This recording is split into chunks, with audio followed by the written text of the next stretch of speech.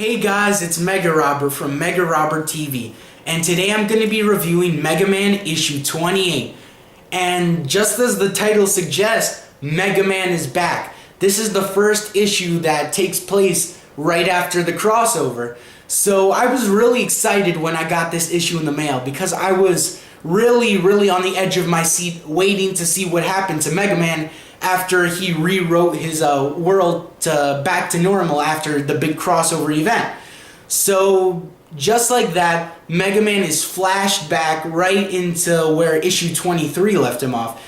He's in Mega City on his birthday, where Proto Man, who's known as Breakman right now, is in a huge fight with him.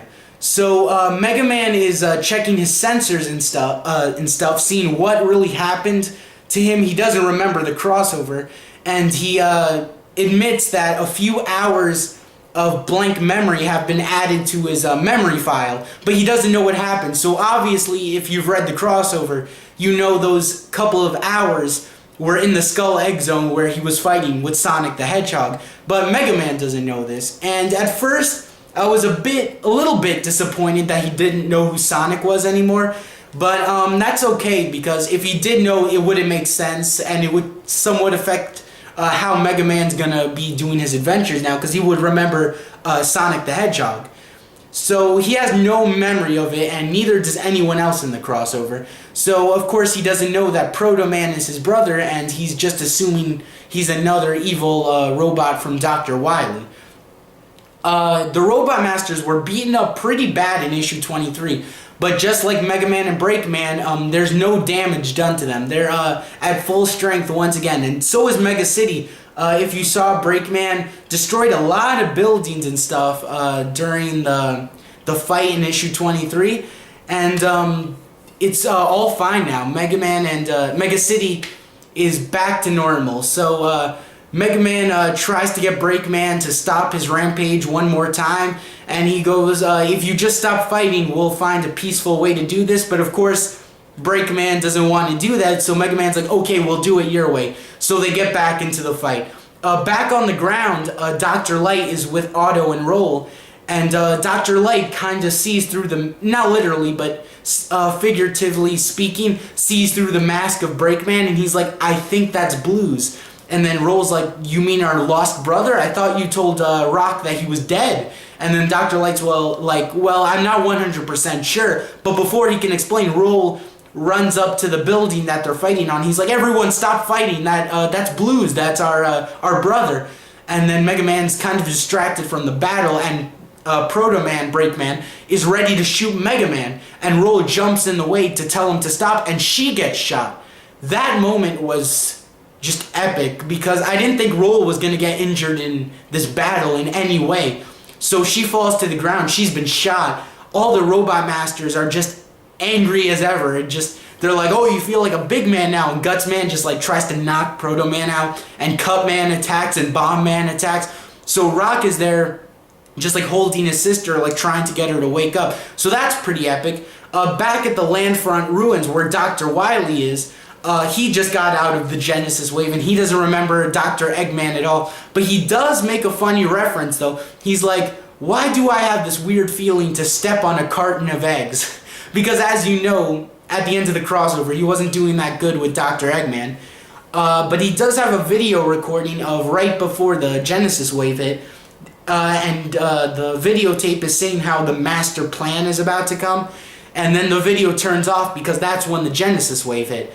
So Dr. Wily asked Ra Moon, the robot that's with him, what was the big plan? And then Ra Moon says, oh, my plan is finally in action. And then Dr. Wily's like, wait a second, Ra Moon. It's not your plan, it's my plan. Because without my genius, you would still be collecting dust. Without my genius, you wouldn't have been plugged into the amplifier to do our master plan.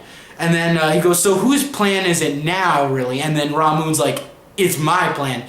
And he just sends all these weird cable things, and it's choking Dr. Wily, and he has Dr. Wily at his mercy. And he's like, listen clear, I landed on your planet 20,000 years ago, and I found out that you humans are very easy to manipulate, but you didn't have a lot of technology. But now, years later, I field a very strong technology population in this world now, so I will take over all of it. So he basically sends out this huge laser to turn off all technology, but the robot masters that are following Ramun are not affected by this technology blackout at all.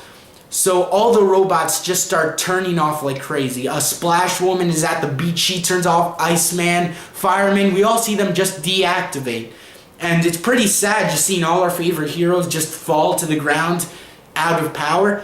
All the robot masters that are fighting Breakman, they start turning off, and Rock has his Mega Buster out ready to stop Breakman, and he's like, I'm not letting you hurt anyone else. And then Mega Man turns off, his power is gone, and he just falls over next to Roll on the building, and Breakman looks over the city seeing all the destruction that's happening now with no technology. And that's where it leaves off. That's basically the prelude of Blackout, The Curse of Ramun. So that was epic. The art, I really like the art by Ryan Jampol. He's one of my favorite artists. He's not going to be doing the Curse of Ramun arc though. He was just drawing the prelude, and I kind of want to see more of his art. But they are getting a new artist named Mike something. I do forget his name, but I'll put it on captions on the bottom.